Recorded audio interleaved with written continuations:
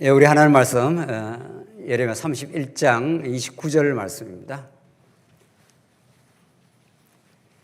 예, 찾으신 줄 알고 봉독 드리겠습니다. 예레미야 31장 29절입니다. 그때 그들이 말하기를 다시는 아버지가 신포도를 먹었으므로 아들들의 이가 시다 하지 아니하겠고 신포도를 먹는 자마다 그의 이가 신 것 같이 누구나 자기의 죄악으로 말미암아 죽으리라. 30절까지 우선 봉독 드렸습니다. 오늘 계속 31장의 그 신학적으로 매우 중요한 이제 새 언약이 명시적으로 드러나기 때문에 이 본문을 오늘 첫 시간 이렇게 빨리 끝내고 다음으로 넘어가기가 좀 무거운 주제입니다. 그래서 오늘 우리 38강까지 아마 오늘 이 31장 내용을 총체적으로 새 언약에 대해서 정리하는 아마 시간 가지고 32장부터는 우리 다음 시간 천천히 좀 말씀을 나누는 게 좋겠습니다. 우리 지난 시간까지 하나님께서 이제 파멸 이후에 새로운 건설이라고 하는 더 엄밀하게 말하면 새로운 건설을 하게 하시려고, 그래서 하나님을 찬양케 하시려고 이전에 우상에 매여 있는 이스라엘, 우리 신약시대로 말하면 옛자라고 하지 않습니까? 옛사람 혹은 옛자를 하나님께서 무너뜨려 가시는 그런 새 일을 궁극적으로 예수 그리스도 안에서 이제 하나님께서 행하시겠다 하는 것이 우리 지난 시간까지의 그 내용이었습니다.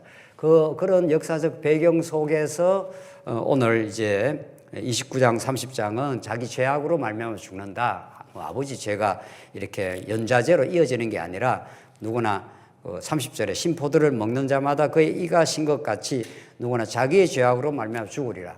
자기 죄에 대해서 정확하게 자기 그 결과를 받게 된다. 우리는 뭐 영원한 형벌은 아니고 이스라엘 백성들이 그 죄악에 의해서 하나님의 교육적 심판인 거죠. 복음적인 심판, 하나님의 은혜를 깨닫게 하려는 자아를 한번 무너뜨리려는 심판을 이루시려고 이스라엘 예루살렘 성을 파괴신 거 아닙니까? 성전을 불태워버린 거고, 그것은 하나님이 이 성전을 세우는데 하나님의 능력으로 다시 세워주심으로 은혜를 새롭게 깨닫게 하려는데 하나님의 목적이 있는 거죠.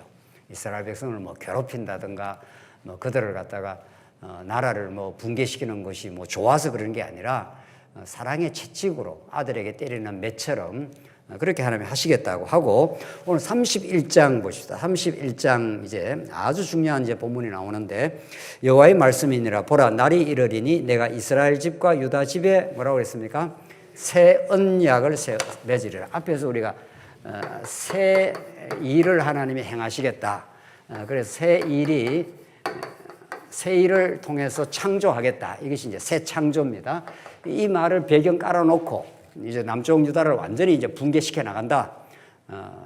3차에 걸친 바벨론 침공에서 하나하나 붕괴시키고 나서 하나님이 인간의 힘으로는 결코 할 수 없는 사막에 이제 그 강이 흐르는 그런 새 일을 이사야의 그 말씀대로라면 사막에 강이 흐르는 안 된다. 다시는 돌아갈 수 없다 한데 돌아갈 수 있게 하신다는 거죠. 그렇게 이제 배경을 깔아놓고 이제 매우 중요한 진짜 성경의 아주 그 중요한 맥 중에 하나인 큰 언약적 맥 중에 하나는 이제 새 언약에 대해서 이제 선언을 합니다. 선언을. 요 본문을 어떻게 해석하느냐에 따라서 이제 구약 전체를 어떻게 묶어가지고 새 언약에 해석을 하느냐에 따라서 복음에 대한 이해, 그 깊이와 넓이가 이제 달라지고 이 연결고리를 통해서 신약의 말씀이 이제 이어지는 거죠. 신약의 신약이라는 게 우리말로 말하면 그게 뭡니까? 신약이 한자어니까 그게 바로 새 언약입니다. 예, 새 언약.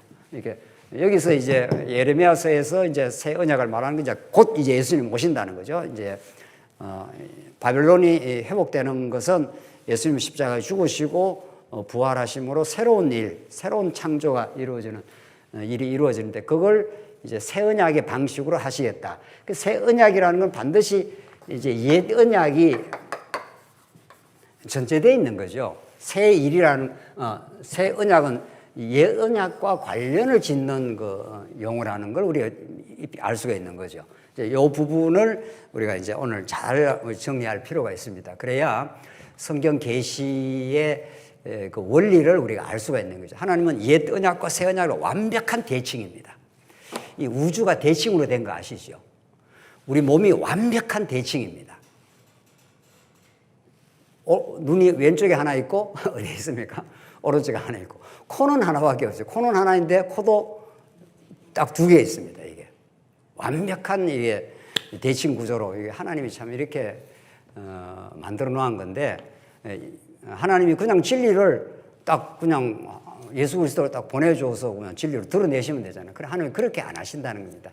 이 대조와 대칭의 방법을 통해서 하나님이 자기 계시를 하기 때문에 옛 언약과 무슨 언약이 있다는 겁니까? 새 언약이 있다는 겁니다.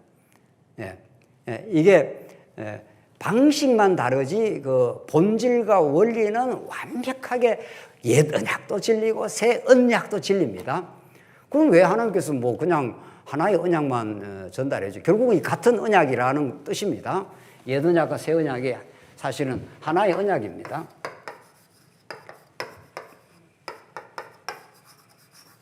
대칭을 이루고 있는데 옛 언약과 새 언약이 그러나 이제 그 의미상으로는 하나의 통일성을 가지고 있는 언약이다. 지금 우리는 일단 이렇게 전제를 하고 들어가야 됩니다. 옛 언약은 좀 열등하고 새 언약이 더 우월하다는 이런 새 언약 신학자들이 지금 최근에 많이 깔려 있습니다. 미국 등등등등 해서 새 언약 신학이라 해서 옛 언약은 열등하고 부족하고 새 언약이 와야 된다. 뭐 새 언약이 와야 되죠. 그러나 전혀 그렇지 않습니다. 그렇다면 구약이 신약보다 열등하다는 뜻이 되지 않습니까? 결코 그렇지 않죠. 우리는 성도님들 너무 신학적으로 분석할 이유는 없지만 그냥 아주 담백하게 딱 받아들이면 됩니다. 구약과 신약이 완벽한 진리입니다. 이건 이거대로 진리고 저건 저거대로 진리인데 하나님이 이렇게 하시는 이유가 있을 뿐입니다. 이유가 있을 뿐. 그 이유를 잘 우리가 파악을 해야 되지.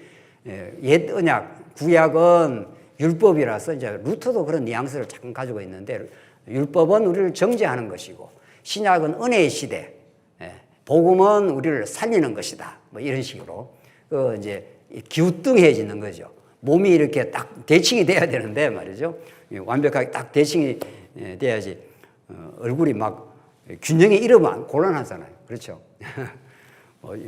위에 붙을 게 밑에 붙은다 이러면 안 되지 않았습니까? 하나님이 딱 너무도 예쁘게 그렇게 만들어 놨습니다. 구약과 신약이 완벽한 대칭 구조를 이루고 이것도 옛 언약도 하나님 나라를 이 땅에 이루시는 그리스도에 대한 언약, 예언적 언약이고 신약은 구약의 하나님 나라 언약을 완벽하게 이루시는 그리스도에 대한 말씀이고 그걸 통해서 하나님 삼위 하나님의 영광을 또 우리가 언약의 하나님 여호와의 영광을 똑같은 말입니다. 그걸 드러내는 거죠. 자, 이제 한번 읽어보겠습니다. 32절 이 언약은 내가 그들의 조상의 손을 잡고 애굽 땅에서 인도하여 내던 날에 맺은 것과 같지 아니할 것은 같지 않다는 걸 표현하죠. 같지 않습니다. 옛 언약과 새 언약이 같지 않다. 그러니까 다르다 이 말 아닙니까? 다르다. 아주 쉽게 이제 우리 풀어가고 봅시다. 그러면 진리의 본질이 다르냐? 본질이 다른 거냐? 아니면은 그 진리에 드러내는 방식이 다른 거냐? 우리는 당연히 본질이 다르지 않다고 우리 전제하고 들어갔지 않습니까? 구약도 복음이고 신약도 복음입니다. 율법도 복음이고 복음도 복음입니다. 다 복음입니다. 다 언약의 복음인데 다 그리스도를 집중이 되는데 그 본질이 같은 게 아니라 하나님께 드러내는 방식이 다른데 우리 이제 쉽게 이야기하십시다. 어떻게 다른가? 옛 언약의 방식과 새 언약의 방식. 옛 언약을 우리는 모형적 방식이라. 물론 이제 역사 가운데 역사 내의 모형입니다. 역사 내의 모형적인 방식이고 신약은 모형의 뭐죠? 대구가 되는 게 실체죠. 모형이 있으면 이게 실체적 방식이다. 더 쉬운 말로 말하면 이게 그림자 아닙니까? 이 히브리서가 말씀하는 말이 히브리서가 이대로 말하죠. 모형과 그림자라 이렇게 했지 않습니까? 그러니까 우리 그림자가 이렇게 빛이 비추면 그림자가 나지 않습니까? 그림자가 있다는 것은 몸이 있다는 거죠. 몸이 있으니까 그림자가 뒤에 따라 붙지 않습니까? 그림자와 여기는 몸인 거죠. 이게 좀 개념적인 언어를 쓰면 실제적인 그 어떤 덩어리가 있다. 지금 그런 거죠. 그게 이제 몸입니다. 이거는 이제 그림자이기 때문에 그림자는 언제나 몸에 이렇게 싹 빨려 들어갑니다. 빨려 들어갑니다. 그 그림자가 또 있어야 실체를 깨달을 수도 있습니다. 그러니까 둘 다 필요한 거죠. 둘 다가. 하나님이 이 우주 만물을 대칭적으로 만들어 놓으시고 빛도 짓고 그림자도 짓고 남자도 짓고 여자도 짓고 하늘도 짓고 땅도 짓고 전부 다 대조적이고 상대적으로 지어서 하나님의 영원한 뜻을 우리가 독생자 하나님이라 그러는데 사실은 더 엄밀하게 모노게네스 하는 게 좀 이렇게 이제 분석을 하고 들어가면은 독생 하나님이 한 분 나셨다 독생이니까 사실은 독특한 종류 유일무리한 자 이런 뜻입니다. 더 모노게네스라는 원래 뜻이 그러니까 그 모노게네스라는 한 분 안에 모든 것이 진리가 집중되어 있다 이런 뜻입니다. 근본적으로는. 그러니까 빛과 그림자, 예언약과 새언약 이게 전부 한 분 유일한 하나님의 계시의 실체이신 예수 그리스도 한 분 안에서 모든 게 집중되어 있다 이런 의미를 갖고 있습니다. 유일무이한 독특한 종류의 아들 이런 것입니다. 하나님을 보여주시는 이런 뜻입니다. 자, 하여튼 지금 우리가 지금 이해하는 그때 이전에 보여준 것과 같지 아니하니 하는 거 다르다 이 말이죠. 옛 언약과 같지 아니하니 다른 지금 언약을 하나님께서 좀 더 읽어보십시다. 그날 맺은 것 같지 아니할 것은 내가 그들의 남편이 되었어도 그들이 내 언약을 깨트렸음이라 여호와의 말씀이니라. 하나님 여호와가 남편이 되시고 이스라엘 백성은 하나님 남편의 아내로 이렇게 보시는 겁니다. 그런데 그 아내가 형편없는 바람이 나버린 거죠. 완전히 이게 여자가 몸을 다 버리고 고멜처럼 또 나갔어. 또 나가고 또 나오고 몸을 완전히 버려버립니다. 이스라엘 백성. 하나님께 이스라엘 백성을 이 음녀 같은 이스라엘 백성아 이러지 않습니까? 하나님께서 너무도 속이 상하는 겁니다. 자기는 여호와로 이스라엘 백성을 아내로 이 성전에서 그들을 만나주고 그들과 만나서 정말 데이트도 하고 즐겁게 살기도 하고 하는데 이 여자가 그 남편을 버리고 완전히 우상에게 몸을 팔았다 이런 뜻입니다. 우리 첫 시간에 이야기한 대로 완전히. 그래서 그들의 남편이 되었어도 그들이 내 언약을 깨뜨렸음이라 여호와의 말씀이니라. 그러나 이제 나오죠. 33절. 그날 후에 내가 이스라엘 집과 맺을 언약은 이러하니 곧 내가 나의 법을 그들의 속에 두며 그들의 마음에 기록하여 나는 그들의 하나님이 되고 그들은 내 백성이 될 것이라 여호와의 말씀이니라. 이게 이제 굉장히 중요한 부분이죠. 옛 언약의 방식으로는 옛 언약의 모세 때 이게 이제 모세를 직접적으로 이제 거론하지 않았지만은 여기서 애굽 땅에서 인도하여 내던 날을 했기 때문에 애굽 땅에서 인도해내서 모세한테 주신 언약이 이게 모세 언약 아닙니까? 이걸 이제 직접 거론한 겁니다. 새 언약은 이 모세 언약과 다르다. 모세 언약은 돌 위에 새겨져 있다면은 지금 법을 내 속에다가 마음에다가 세우겠다. 그래서 이걸 사도 바울이 신비의 율법 하나님의 뜻을 새겨주겠다 이런 겁니다. 이 차이가 있습니다. 이 차이가. 그러나 의미상으로는 똑같습니다. 돌 위에 새긴 율법도 하나님을 가르쳐 주는 거고 신비에 새긴 그 진리의 율법 그리스도의 법도 하나님이 어떤 분인가를 그 사랑을 가르쳐 주려고 방식이 달라진 거지. 방식이 달라진 것이 본질이 달라진 건 아니다. 지금 그 말 아닙니까? 똑같습니다. 돌 위에 새겼다고 열등하거나 뭐 구약의 율법이 진리 값어치가 떨어지거나 그렇지 않습니다. 완벽한 진리입니다. 쉽게 하면 완벽한 진리죠. 완벽한 진리. 완벽한 하나님의 거룩한 법입니다.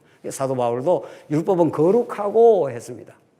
율법이 뭐 문제가 있어서 문제가 되는 게 아니라 율법은 완벽한 하나님의 뜻이고 완벽한 거룩한 뜻이고 그걸 예수님이 하나님의 사랑 또 무슨 사랑요? 이웃 사랑으로 그렇게 표현한 거 아닙니까?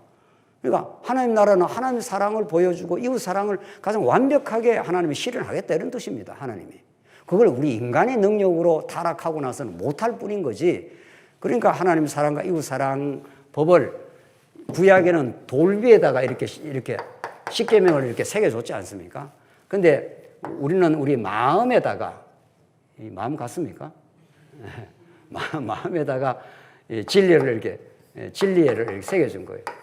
진리라는 게 하나님의 능력, 하나님의 은혜, 하나님의 사랑을 우리 마음에다가 딱 새겨주겠다 이런 뜻이에요. 그 차이가 있다는 거죠. 방식의 차이가 있는 거지 둘 다 완벽한 하나님의 진리입니다. 자, 이제 그걸 우리 전제하고 들어봅시다. 그래서 자, 이제 보십시다. 곧 내가 나의 법을 그들의 속에 두며 그들의 마음에 기록하여. 그러니까 문제는 마음의 문제라는 거죠. 이 마음이라는 것이 얼마나 중요한 현상인지 모릅니다. 하나님의 계시의 하나님의 계시의 절정은 물론 예수 그리스도고 그 예수 그리스도를 받아들이고 그걸 깨닫고 찬양하는 모든 핵심적인 좌소가 인간의 마음입니다. 이 마음의 문제를 건드리는 거죠. 이 진리, 여기 이제 마음의 문제가 나오는 거죠. 돌 위에다가 새긴 게 아니고 이 진리를 마음에다가 새겨주겠다. 이 마음에 대해서 한번 본격적으로 한번 정말 우리가 그 심도 있게 한번 다룰 필요가 있는 주제입니다. 이게 이 마음에 대한 주제가 불교는 굉장히 심도 있는 철학입니다. 불교는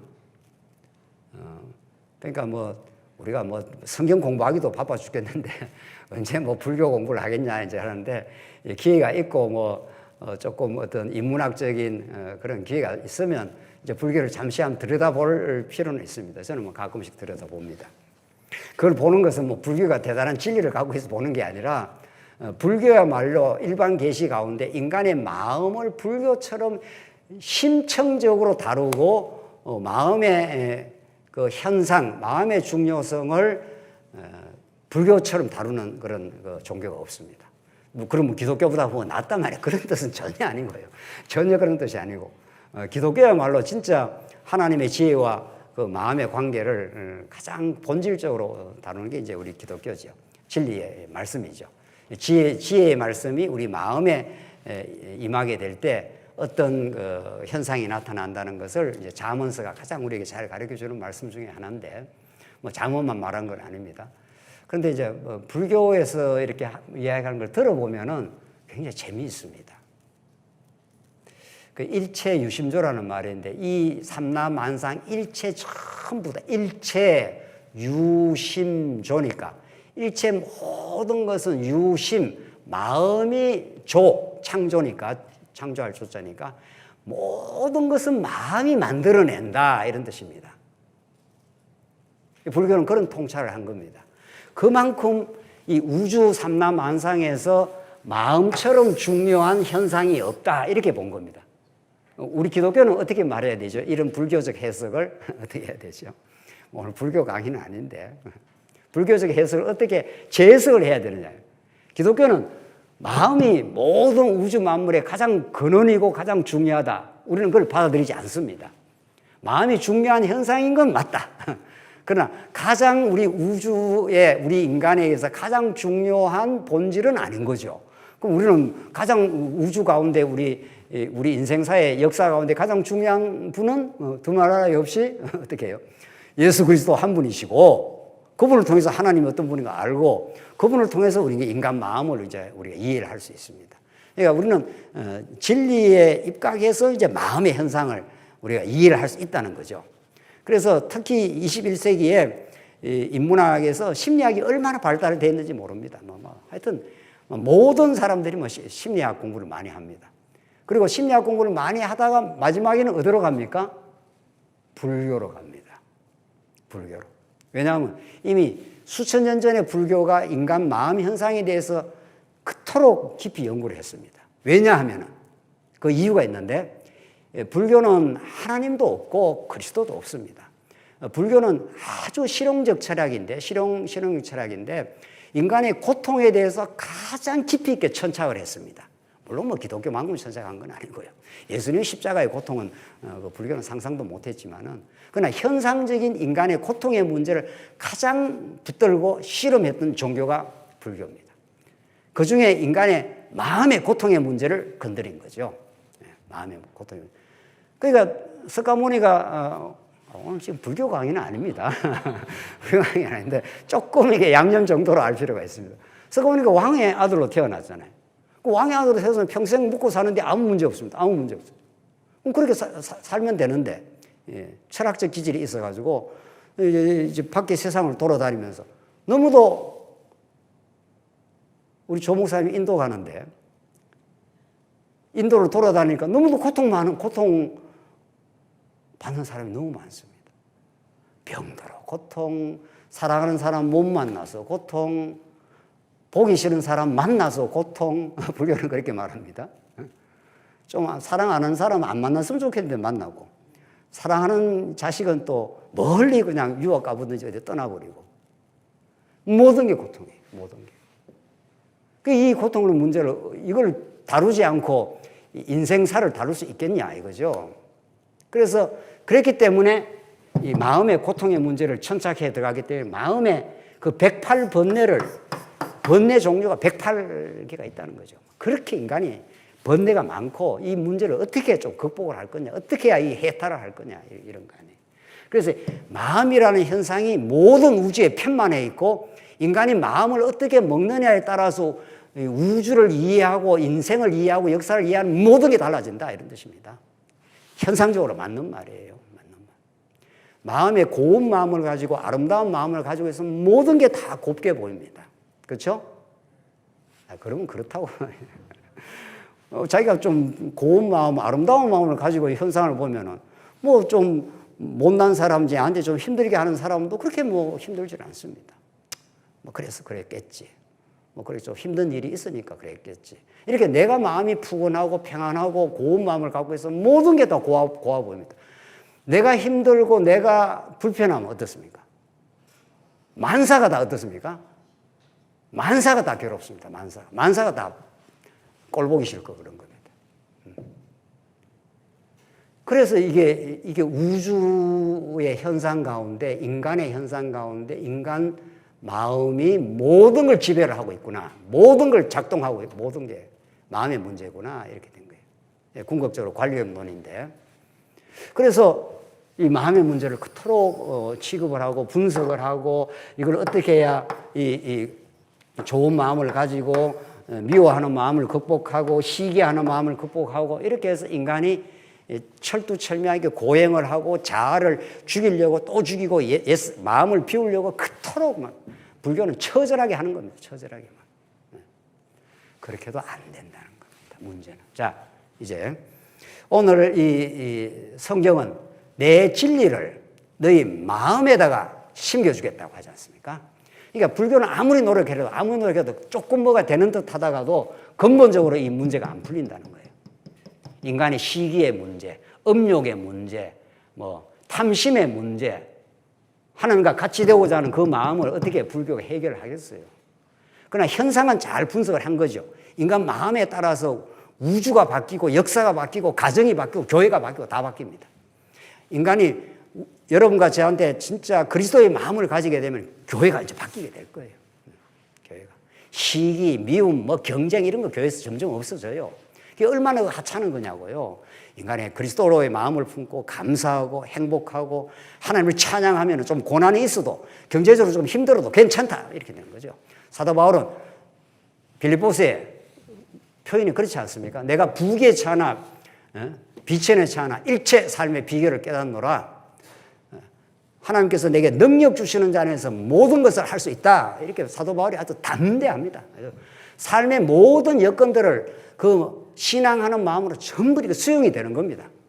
어려운 일도 수용하고 좋은 일도 수용하고 모든 게 다 이렇게 수용이 되는 그리스도의 마음을 가지고 세상 만사를 보는 거죠.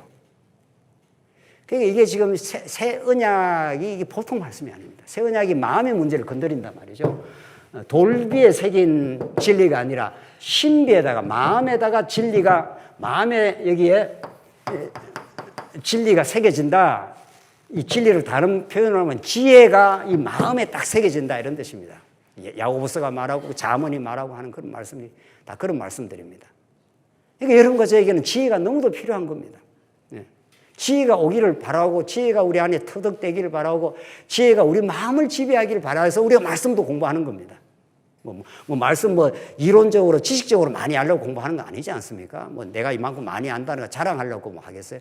마음의 지혜가 덧입혀져서 마음에 새로운 변화가 생기고 사도 바울이 고린도 전서에서 너희 마음을 넓혀라. 너희가 진리를 깊이 모르니까 마음이 좁아져 있다. 그러니까 내 편 싸우지 않습니까? 아볼로파, 게바파 이게 다 진리의 마음이 좁아진, 진리를 깊이 터득을 못해서 마음이 아주 좁아진 상태. 자기 중심. 우리 첫 시간에 이야기했던 대로. 첫 시간에 이야기했지 않습니까? 우상에 속한 자기에 빠져있기 때문에 그리스도의 마음이 아직은 정착되지 않는 자기에게 붙들린 마음입니다. 이 마음이 자기한테 붙들려 있어요. 우상에게 혹은 마음. 그러니까 언제나 자기 중심이니까 전전긍긍하는 거죠. 해결이 안 되는 거죠. 그러니까 세상사가 다 해결되어 사는 게 아닙니다. 해결 안 되어도 이걸 통해서 하나님을 바라보겠다. 나를 사랑하시는 그리스도를 더 의지하게 하려고 이렇게 이 해결되지 않는 어려움을 주셨다. 이렇게 딱 받아들이기만 하면은 범사가 풀리는 겁니다. 그러다 보면 또 현실도 풀릴 수도 있습니다. 또 안 풀릴 수도 있을 수도 있고요. 그거야 뭐. 그런데 여기에 매여 있는 마음이기 때문에 진리에게 매여 있지 않기 때문에 자유가 없습니다. 자기의 종이 되어 있는 거죠. 우상의 종이 됐다는 건 자기 자신에게 종이 되어 있습니다. 자기 자신에게 종이 되기 때문에 언제나 자기 중심적인 거죠. 어디를 가든지 무엇을 하든지. 그러니까 시원함이 없는 거예요. 시온의 대로가 우리 마음에 확 열려가지고 이걸 통해서 하나님을 배우겠다. 하나님의 은혜를 깨닫게 하려고 이렇게 하셨다라고 마음이 하늘과 접속을 일으키면서 하늘과 닿아진 마음, 그게 하늘로부터 내려오는 지혜라 그렇게 말했지 않습니까? 그러니까 하늘과 땅이 연동이 됩니다. 우리 양자역학식으로 말하면 하늘과 땅이 얽혀 있는 거죠. 그래야 하늘의 마음을 가져야 땅의 삶을 시원하게 살 수가 있습니다. 오늘 이 마음에 기록하여 나는 그들의 하나님이 되고 그들은 내 백성이 될 것이라.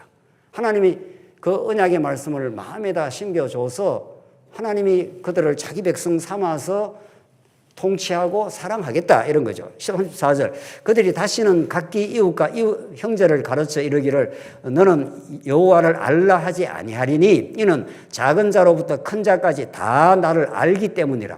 이때는 이제 여호와 자꾸 율법식으로 자꾸 이거 배워라 저거 배워라 이렇게 안 한다는 겁니다. 진리가 돌비에 새겨져 있으면 이걸 자꾸 갖다 대는 거 아닙니까? 이거 1조 배워라 이거 외워라 이거 익혀라 이렇게 자꾸 진리를 밖에서 안으로 집어넣으려고 그러는 거죠. 그러니까 학교에서 그 학생한테 어떤 가르치는 내용을 자꾸 집어넣으려고 하면 할수록 안 들어간다는 교육학의 역설이 있습니다. 어떤 좋은 가르침을 학생이 배우는 것은 선생이 집어넣어서 들어가는 게 아니라 이거 하나님의 뜻인데 하나님의 경륜 가운데 선생도 좋은 것을 가르쳐야 될 뿐 아니라 듣는 학생도 마음이 어떻게 되어 있어야 됩니까? 받는 마음이 있어야 됩니다. 받는 마음. 그래서 목사가 아무리 증거한다고 해서 진리가 성도들 마음에 들어가는 게 아닙니다. 진짜 이 진리를 깨닫게 하는 건 성령 하나님이고 목사로 하여금 진리를 깨닫게 해서 증거하고 선포할 뿐이고 성령이 우리 성도님들의 마음의 문을 열어놓고 받기로 이렇게 이미 작정이 되어 있고 배우려고 하고 진리를 사모하는 마음이 있어야 아멘 이렇게 받아들여지는 겁니다. 그러니까 목사가 막 집어넣으려고 해서 들어가지 않습니다. 그러니까 집어넣으려고 할 이유도 없는 거죠. 이게 하나님의 말씀입니다. 하나님 이렇게 살아계시고 이렇게 능력 많으시고 우리 마음을 지배하시는 여호와 하나님이십니다. 이렇게 전할 뿐입니다. 그렇죠? 자, 그래서 이 마음의 문제가 알게 자꾸 하려고 가르치는 게 아니라 성령이 이미 역사하시고 진리가 우리 마음 가운데 역사한 사람에게는 이미 하나님을 이렇게 성경 66을 다 알아서 요 하나님 아는 게 아닙니다. 이건 정말 하나님께서 거대한 진리입니다. 66권은. 역사 가운데 이 창세부터 계시록까지 자세하게 심도 있게 이렇게 전한 사람도 없고 다 터득한 사람도 없습니다. 그냥 우리는 하나님의 은혜 가운데 언약 성취라는 큰 좋은 틀을 우리가 잘 배우게 된 거죠. 그러나 그걸 터득하고 깨달아가는 거는 그 시대마다 전거하는 사람이 있을 거고 그걸 또 받아들이는 하나님의 마음이 있어야 받아들입니다. 그걸. 아무리 전해도 안 받아들이려고 딱 마음이 닫혀 있으면 안 받아들여지는 겁니다. 그래서 하나님이 성령이 역사하시면 전하는 사람도 역사하시고 듣는 사람도 역사해서 이미 성령이 역사하시면 진리에 대한 사모하는 마음이 생깁니다. 간절합니다. 이미. 전하는 사람도 간절하게 전합니다. 그러면 그것이 스파크가 일어나는 걸 진리를 이미 알고 있다. 터득한다. 깨닫는다. 이렇게 합니다. 하나님 함께 하신다. 하나님이 전능하시다. 하나님 모든 만사를 지배하신다. 성도님 가운데 굉장히 지금 어려운 성도가 있습니다. 그래서 그 아내 되는 권사님을 지금 3년째 지금 수발을 하고 있습니다. 지금 최근에는 허리가 점점 아프기 시작하고 기가 차는 거죠. 그게 우리 인간의 실존의 현실입니다. 아무도 크고 작은 그 차이가 있을 뿐이지 이 현실을 못 벗어납니다. 하나님께서 그런 그 어려움 속에서 진리에 대한 간절한 사모한 마음이 생깁니다. 이제는 점점 부인 권사님은 점점 노쇠해지고 그걸 수발하는 힘도 점점 떨어집니다. 그거 어떻게 누가 막겠습니까? 아무리 천하 없는 좋은 병원에 가도 그걸 막을 길이 없습니다. 그 현상을 어떻게 재해석을 하고 그걸 하나님의 뜻을 어떻게 받고 그걸 통해서 어떻게 영원한 진리를 깨닫느냐 하는 것은 진리가 마음에 작동이 될 때 그 어려운 현실을 해석을 해낼 수가 있습니다. 그러니까 너무 간절한 겁니다. 이 현실 속에서 이 어려운 현실 속에서도 하나님이 지금도 함께 하시고 그 하루하루에서 화장실을 잘 갔다 오기만 해도 하나님 감사합니다. 그런다는 거 아니에요. 화장실만 잘 갔다 와도 참 감사합니다. 그게 우리 삶의 구체적인 현실입니다. 여러분과 제 지금 이렇게 평탄하다고 해서 언제나 그 평탄한 게 계속 이어지지도 않습니다. 그렇다면 우리에게는 진리가 얼마나 소중하고 오늘 성경이 말하는 내가 법을 너희 그들에게 속에 두며 그들의 마음에 기록하여 나는 그들의 하나님이 되고 그들은 내 백성이 될 것이라. 이 새 언약의 말씀처럼 간절한 건 없습니다. 그래서 이는 작은 자로부터 큰 자까지 34절 중간에 다 나를 알기 때문이라. 내가 그들의 악행을 사하고 다시는 그 죄를 기억하지 아니하리라. 여호와의 말씀이니라. 자, 정리하십시다. 진리를 마음에 둔다. 법을 마음에 둔다는 거고, 두 번째 자꾸 알라 밖에서 강요하지 않겠다. 성령께서 전하는 사람 물론 전하게 하지만은 성령께서 깨닫게 해버리겠다. 그 깨닫는 것이 인간의 어떤 마음의 작동이 아니라 성령께서 진리에 대해서 열어주시고 깨닫게 하는 마음을 주셔서 아, 이게 진리구나. 이게 진리를 깨닫게 하려고 삶의 고난이 있구나. 이걸 이미 터득한 사람은 그게 모든 현실이 진리로 보이는 겁니다.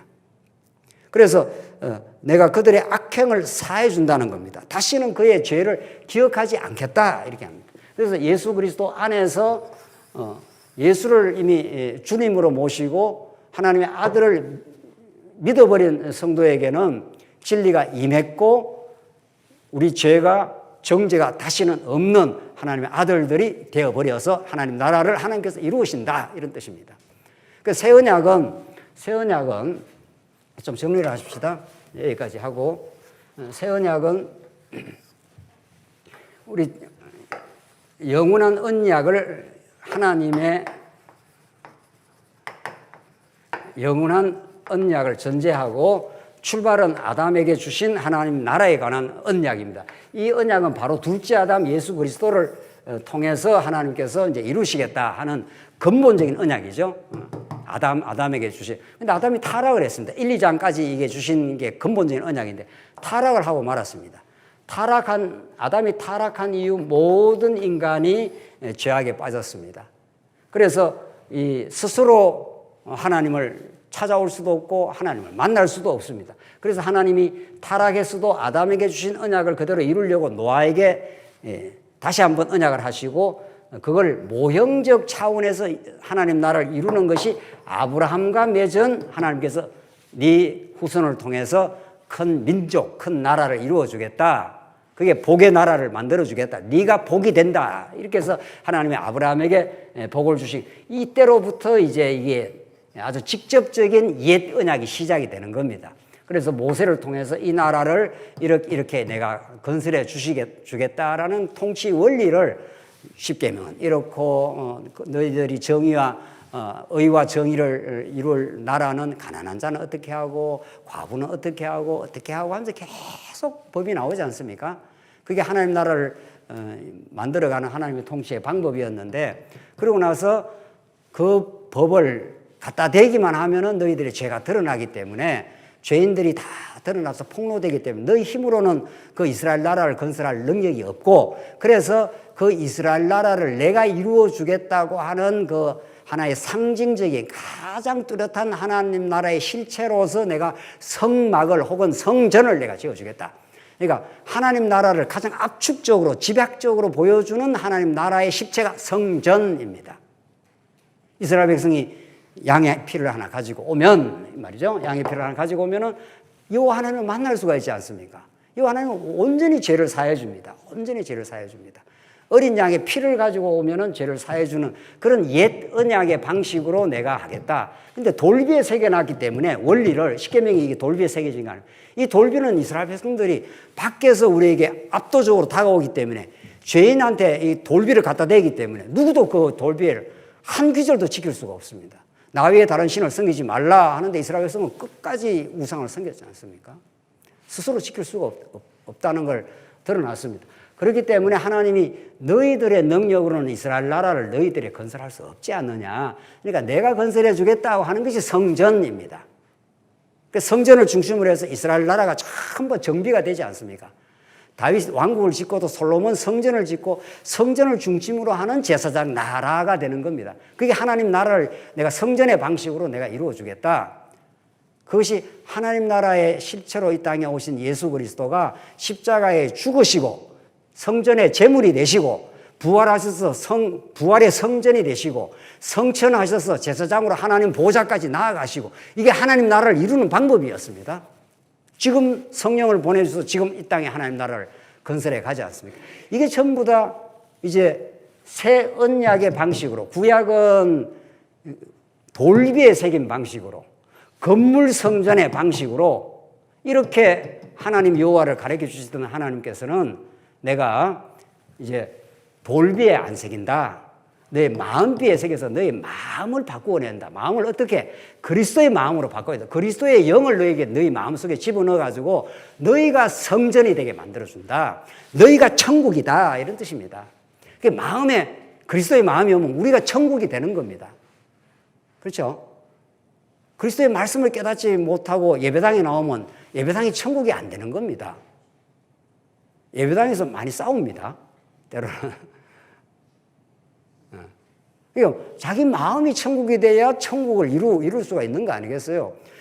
불교적 명제가 현상적으로는 좀 그럴듯합니다.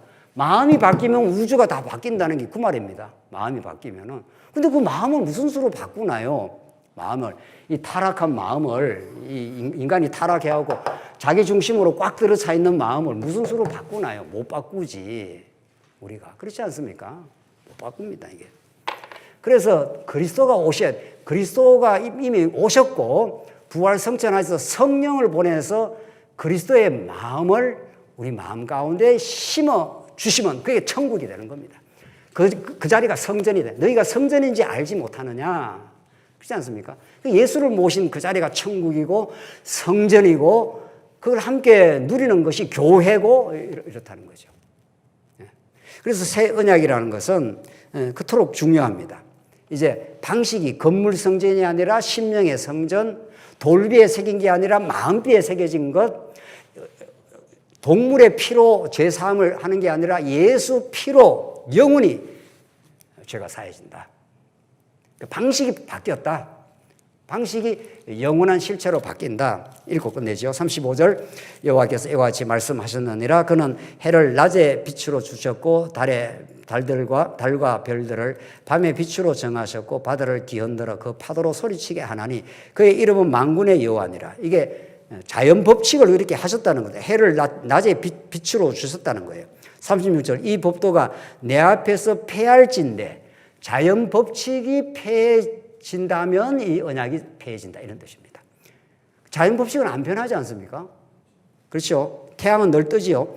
이스라엘 자손도 내 앞에서 끊어져 영원히 나라가 되지 못하리라 여호와의 말씀이니라.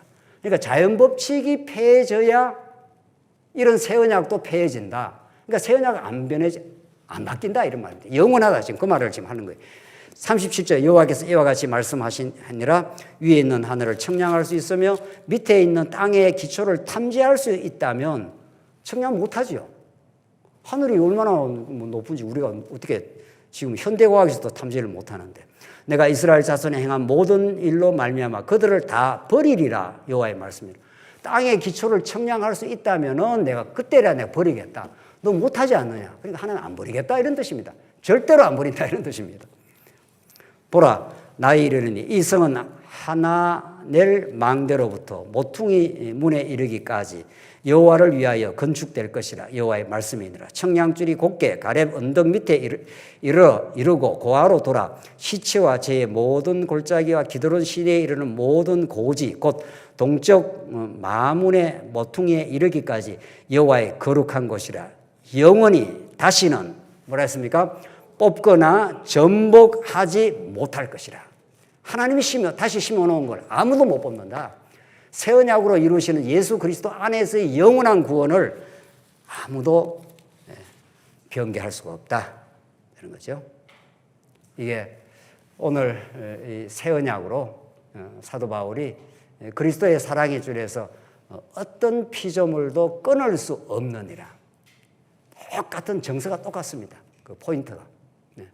그렇게 하나님께서는 옛 언약을 넘어서는 옛 언약도 진리의 본질은 똑같지만 얼마나 그 방식이 달라지는 그런 새 언약의 축복 속에 우리가 하나님 나라를 누릴 수 있도록 우리 마음을 그리스도의 영이 찾아와서 그리스도의 마음을 가지며 살 수 있도록 그래서 진짜 천국이 무엇이라는 것을 이 땅에서부터 경험하도록 하나님께서 인도해 가십니다. 그 말씀 안에 참된 기쁨이 있기를 간절히 바랍니다. 기도하십시다. 하나님 아버지 은혜를 감사합니다. 오늘 새 언약의 말씀 통해서 하나님이 우리 안에서 진리의 말씀을 심겨주시고 마음밭에 심겨주셔서 정말 새롭게 일하실 그 하나님의 은혜의 섭리를 확인했습니다. 하나님 아버지 우리가 지혜가 참으로 필요하오니 지혜의 말씀, 진리의 말씀을 간절히 사모하고 그 말씀을 참으로 마음속에 깨닫고 누리는 그래서 천국을 진정으로 누리는 우리 모든 성도들 되게 하시옵소서. 예수님 이름으로 기도하옵나이다. 아멘.